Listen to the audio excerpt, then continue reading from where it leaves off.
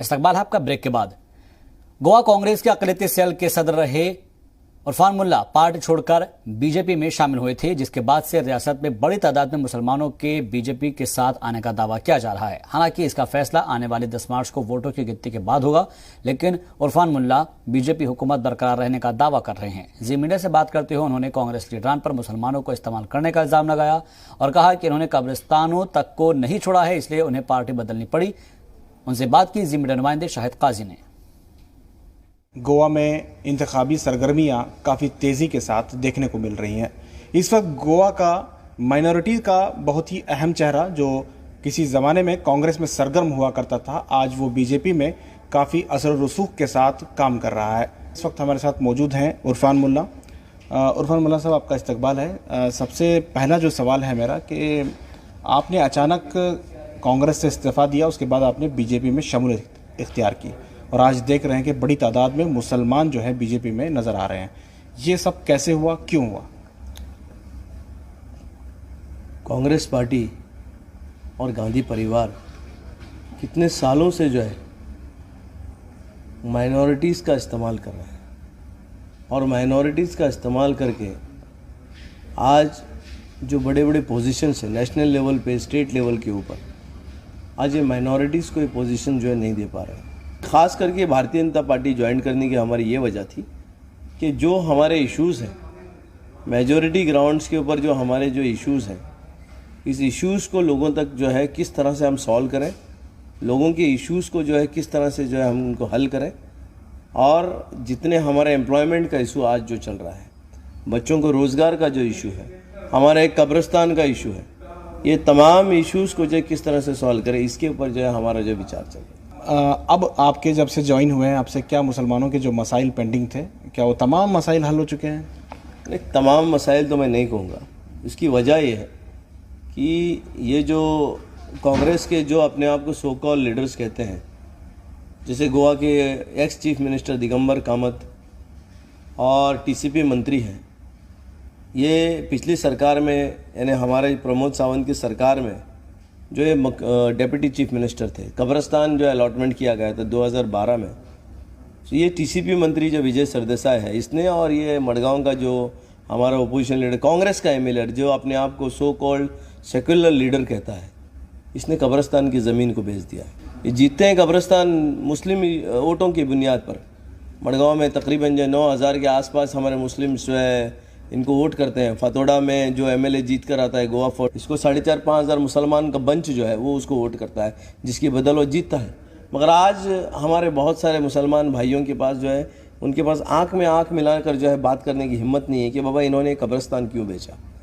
तो इस चीज़ को आवाज़ उठाने के लिए हम समझते हैं कि हम भारतीय जनता पार्टी में गए और ये आवाज़ हम लोगों तक पहुँचाने की कोशिश कर रहे हैं। जो खौफ लोगों में इन्होंने जो है लोगों के जहन और दिमागों में जो डाल रखा है दिगंबर कामत ने और विजय सरदेसाई ने, इस खौफ को कहीं ना कहीं हम निकालने की कोशिश कर रहे हैं और मैं समझता हूँ कि उस खौफ को भी हम निकालेंगे। और जो कब्रिस्तान इन्होंने बेचा है, इनके मुंह में हाथ डालकर, इनके जबड़ों में हाथ डालकर हम इतनी ताकत रखते हैं आज कि वो कब्रिस्तान हम वापस जो है लेने की ताकत रखते हैं और ये कब्रिस्तान मुसलमानों को दोबारा जो है उनके हाथों में दिया। अच्छा उरफान साहब, ये बताएं कि पूरे मुल्क में हम देखते हैं कि मुसलमान जो हैं, ये तबका जो है बीजेपी के साथ नज़र नहीं आता है, बहुत ही कम परसेंटेज बीजेपी को जाता है, लेकिन गोवा में हम देख रहे हैं कि एक बड़ा तबका जुड़ा है। क्या ऐसे चीज़ रहे हैं जिससे बीजेपी में इतनी बड़ी तादाद जो है जुड़ते जा रहे हैं मुसलमान? देखो, गोवा में सबसे पहले जो है गोवा के जो लोग हैं, आपने सुना होगा कि जो गोवा में जो डिफरेंस नहीं है हिंदू, मुस्लिम और ईसाई, ये तीनों कम्युनिटी जो है हमारे 500 साल से पुराने आदिल शाही रिजिम के पहले से ही इन तीनों कम्युनिटी के अंदर बड़ी मोहब्बत हुआ करती थी और ये सिलसिला दर सिलसिला ये मोहब्बत जो है हमारी जारी है और यहाँ पे कभी कम्युनल फाइट्स नहीं होते हैं। इसकी वजह ये है कि अगर किसी मुसलमान भाई को हमारे किसी से तकलीफ़ होती है तो हमारे हिंदू भाई आकर वहाँ पर हमारे उस भाई को प्रोटेक्ट करता है। हिंदू के घर में कुछ प्रॉब्लम होता है तो मुसलमान भाई जाकर उसको प्रोटेक्ट करता है। ईसाई इसी तरह से जो है एक दूसरे को प्रोटेक्ट करते हैं। ये गोवा की सेक्युलरिज्म का जो है ख़ास करके जो ट्रेंड है, उसको जो है हमारे जो है यहाँ के तीनों कम्युनिटी के लोगों ने उसको कम्युनल हार्मनी को बरकरार रखा है। और ये मोहब्बत ये कंटिन्यू, मैं समझता हूँ। लेकिन बीजेपी की तो कम्युनल पार्टी कहा जाता है। बीजेपी के आए दिन ऐसे स्टेटमेंट्स आते हैं जिससे मुसलमान जो है भड़क जाते हैं या मुसलमानों में एक नफरत सी हिंदू और मुसलमानों में पैदा होती है। ऐसे कई स्टेटमेंट्स कर्नाटक में भी हमने देखे, कई जगह पे ऐसे कम्युनल इश्यूज़ पे आते हैं। तो आपको क्या दिक्कत नहीं आई कि मुसलमानों के आप लीडर हैं, चूँकि आप ज्वाइन हुए तो मुसलमानों की तरफ से नाराज़गी का सामना करना पड़ा आपको?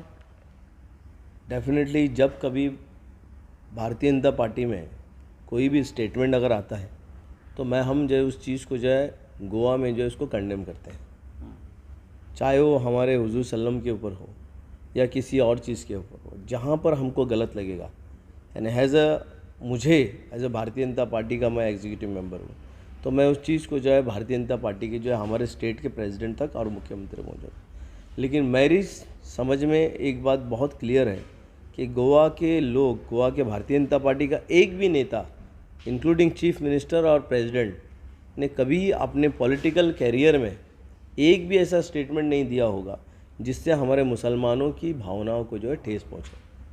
और ये अपने इस स्टेटमेंट को जो है कभी भी ऐसे काम नहीं करेंगे जिससे हमारे जो है स्टेट में जो है ना इत्तफाकियाँ जो हो पैदा हो।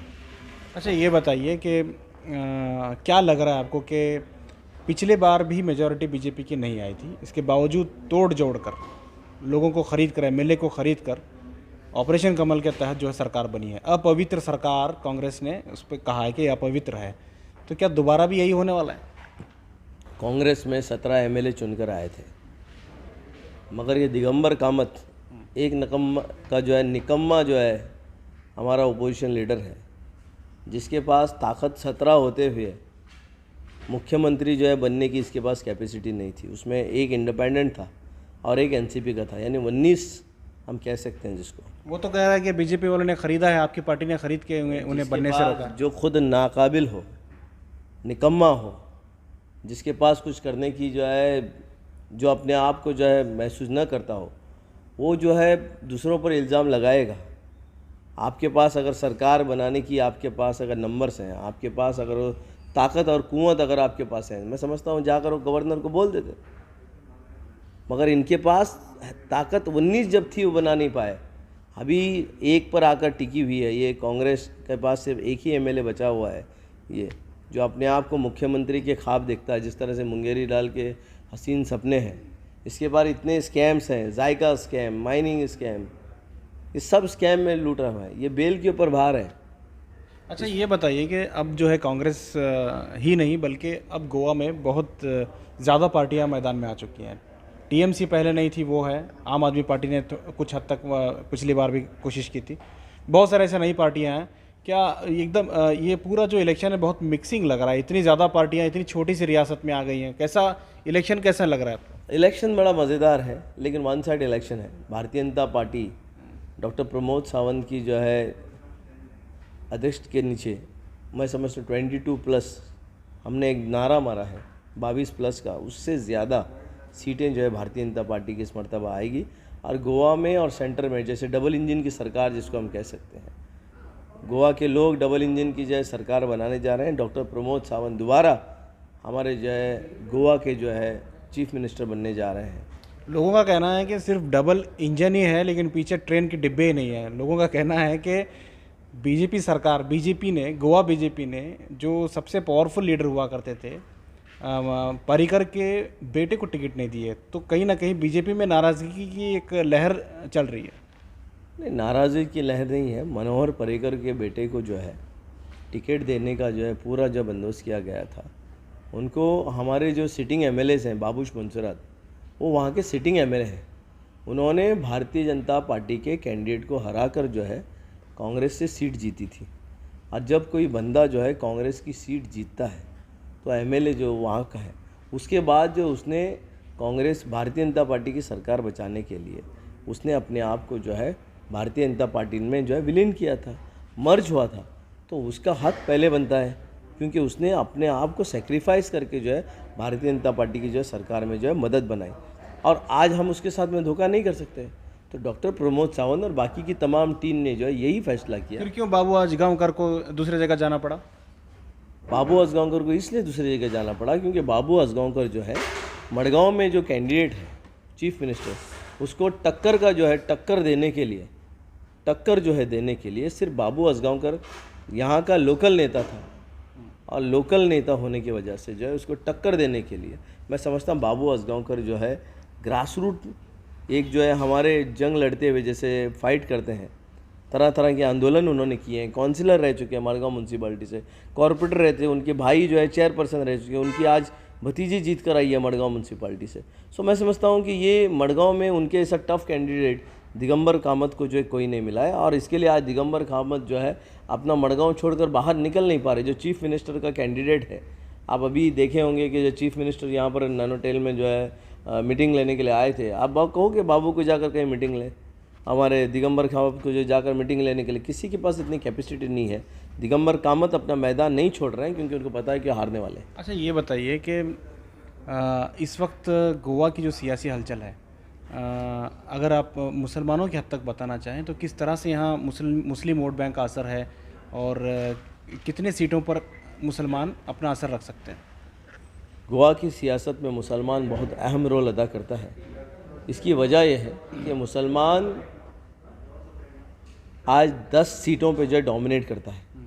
सांता क्रूज से लेकर आप जो है मड़गांव से लेकर फातोड़ा से लेकर नावेली से लेकर आप पणजी को जाएंगे, वालपई में जाएंगे, मापसा में जाएंगे, ये डोमिनेट, वास्को जाएंगे, यहाँ पे मुस्लिम डोमिनेट करता है। और मैं समझ जहाँ पर मुसलमान अपने आप को शिफ्ट करता है वहाँ पर जाकर गोवा के जो है एमएलए जो है जीत कर आते हैं। और इस मरतबा आ जाए गोवा के मुसलमानों ने तय किया है, क्योंकि हमारे जो चीफ मिनिस्टर हैं वो सबको साथ में लेकर चल रहे हैं, और इसकी वजह है एक सेकुलर आदमी है जो इस चीज़ पर बैठा हुआ है, जिस गोवा की जो है कुर्सी पर बैठा हुआ है। और इसकी वजह है कि हमारे गोवा के मुसलमान इस मरतबा जो डॉक्टर प्रमोद सावंत पर पूरा भरोसा कर रहे हैं, और गोवा की सरकार बनाने में भारतीय जनता पार्टी को जब पहली मरतबा मैं समझता हूँ कि गोवा का मुसलमान जो है वोट देने जा रहा है, और गोवा में भारतीय जनता पार्टी की 22+ जो है सीटें जो है गोवा। अच्छा, ये बताइए, अगर इतने सेकुलर हैं तो बीजेपी की तरफ से एक भी मुसलमान को टिकट नहीं दी गई है, और शायद सुनने में आ रहा था कि आप भी खुद दावेदार थे।